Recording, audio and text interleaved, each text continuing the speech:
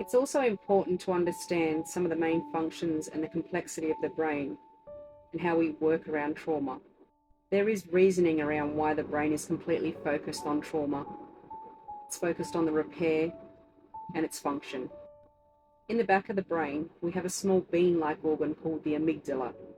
It plays a very important part in trauma response. It forms the core of the neural system and it processes fearful, threatening stimuli, and this concludes the detection of threat. This activates behaviours in which we then respond to. So technically speaking, our bodies are just the reaction from our brain. The amygdala stores memories of events, usually post-traumatic, and emotions. With this, we can recognise similar events, which are then the cause of triggers. And this is what we will see as flight or fight responses.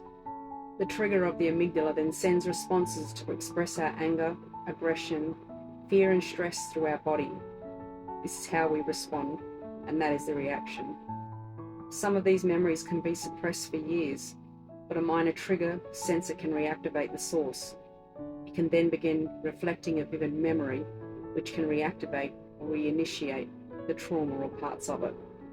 The day this happened to me, it ignited my trauma to release the fragments of memories that I tried to suppress for years. Things I tried so long not to see or discuss came without warning. The trigger was the loss of my father.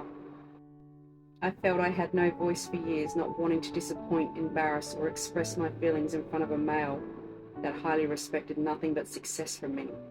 The only man I loved and the only man I felt safe around. I finally found strength.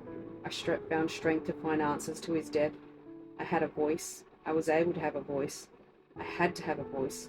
And I was unstoppable. And this is my journey.